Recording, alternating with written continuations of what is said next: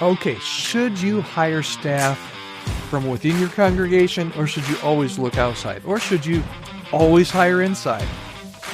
We're going to talk about that today. Homegrown heroes or hiring headaches. We're going to get the inside scoop on internal church hiring and staffing. Hi there, my name's Todd Rhodes. I'm one of the co-founders over chemistrystaffing.com, and I am your host here on the Healthy Church Staff Podcast. Okay, today we're going to talk about this tempting proposition. You already know the person.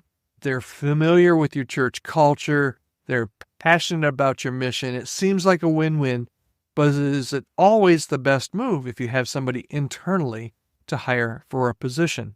Like most things in ministry, I can't always say yes, absolutely, or no, never do that. Hiring internally can be an absolutely fantastic strategy. In fact, it's a strategy that we tell churches all the time that you really should look into before you even open up a search to an outside candidate. But hiring internally is not without its potential pitfalls, and we're going to dive into some of those, some of the pros and the cons of tapping in to hiring internally or hiring inside your church. All right, so first of all, let's talk about some of the advantages. First of all, we've already mentioned it, it's cultural fit. Internal candidates, those candidates that are maybe volunteering right now, hitting it absolutely out of the park. They're great. They already understand your church's values, your traditions, and your quirks. Heck, they've decided out of all the churches in your town that they want to come to your church. So they're bought in, and they're less likely to experience any kind of culture shock or need extensive onboarding like an outside candidate would. So cultural fit, absolutely. Internal candidates probably already love you and are a pretty good fit culturally. Secondly, let's look at buy-in. Internal candidates are already invested. We just mentioned this. They're invested in your church's mission and vision. And one of the ways they're invested is because they're already a part. They've likely been serving as volunteers, like I said, probably hitting it out of the park. That's why you're even thinking about them for this new role. So they do have a vested interest in seeing the church succeed. They've got buy-in. Finally, a couple other things, loyalty and commitment. Internal hires often demonstrate a higher level of loyalty and commitment to the church, and that's going to hopefully lead to longer tenure and less turnover. And a lot of times they can be cost effective. Internal hires require less training. They may be willing to accept lower salaries initially because they're just entering into the ministry world from whatever work they're doing now. And they're already a part of your community, so there's no relocation costs, right? But before you start promoting every volunteer with a pulse, let's consider some potential drawbacks, okay? And we hear this all the time when we talk to churches, when we talk about internal candidates. First of all, there may be a limited pool of candidates. You might not have someone. Your congregation, your church might not have the right person with the right skill set for the position that you want to hire. So that makes it easy. If there's not a volunteer that's hitting it out of the park, if there's not anybody in your congregation that you think from an internal standpoint could step into the role that you're looking to hire, then it's time to look outside. Another thing is bias and favoritism. It can be challenging to evaluate internal candidates objectively. There's a risk of favoring maybe some friends or outlooking potential issues due to familiarity because of this person. One of the things that we offer at Chemistry, just a side note here, I'll throw this in, we offer a final fit assessment. That's what we call it, a final fit assessment that is really good for internal candidates. If you need somebody, because you know this person, but you want somebody that doesn't have a dog in the fight, somebody with a fresh set of eyes and ears, somebody that isn't biased in any way, to have kind of a fresh look at this internal candidate and say, hey, Joe, this person would be a really good candidate, or here are some really deep questions you need to ask this person before offering them a paid position on your staff. So if you find that you need some input on an potential internal hire, a final fit assessment could be a good thing for you and your church. I give you some information on that here toward the end.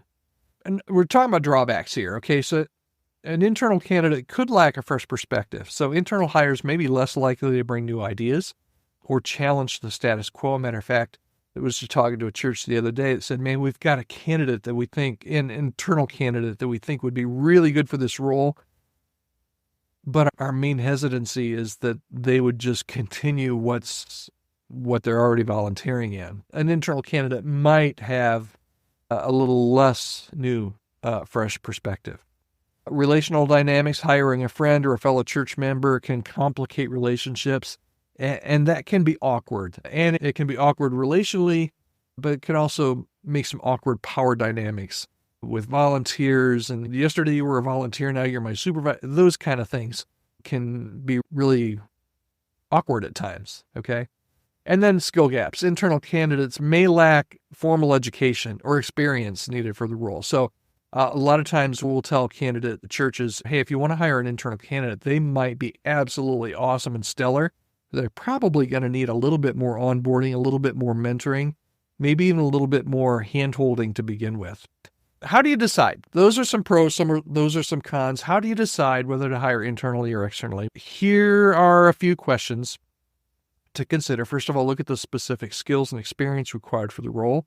And then ask yourself, do we have any qualified candidates, anybody that is volunteering right now, involved in that ministry that we think could do it if we offered them the support and the opportunity? Are you prepared to address those potential biases and relational challenges? Are you willing to invest in training and development for an internal hire? And then just do a pro and con. What are the potential long-term benefits and risks for each option, whether hiring internally for this role or externally? So here's the bottom line. Hiring internally absolutely can be a great way to tap into your church's existing talent and passion. It can be a great way to do that, but it's not always the right fit for every situation. So you have to weigh these pros and cons and prayerfully consider the specific needs of what you're looking for, and then make the best decision based on the role and your church and your ministry. Now, I mentioned earlier in the podcast today that we at Chemistry do what we call a final fit assessment. And this can be done either for internal candidates or for outside candidates. When you have somebody in your scope and you're like, I would like some confirmation. I'd like to do some additional due diligence on this candidate. What we will do is, with our final fit assessment, we will have 3 people on our team talk to your final candidate. We'll get to know your church a little bit. We'll know what questions to ask. And we will come back and give you a report on what our assessment is, just being people that are impartial and people that do interviews and do staffing full time. We will offer you our expertise and our expert opinion on, okay, here are some pitfalls. I can't think of the word I'm trying to use. Here are some things you need to be aware of. Here are some questions you need to ask. Here are some advantages, here are some disadvantages. So and we can do that for internal candidates, or if you're just doing a search for a student pastor and you get down to 1 or 2 candidates and you want some outside help deciphering, is this the right person for a healthy long-term fit for our church? We can help you with this final fit analysis. So you can reach out to me. I would love to talk to you about that and let you know how we can come alongside you with that.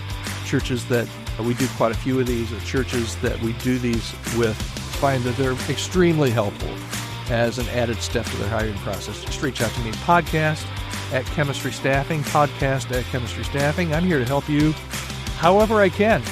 And I hope I can help you again right here tomorrow on the Healthy Church Staff Podcast. Hope you'll listen in tomorrow.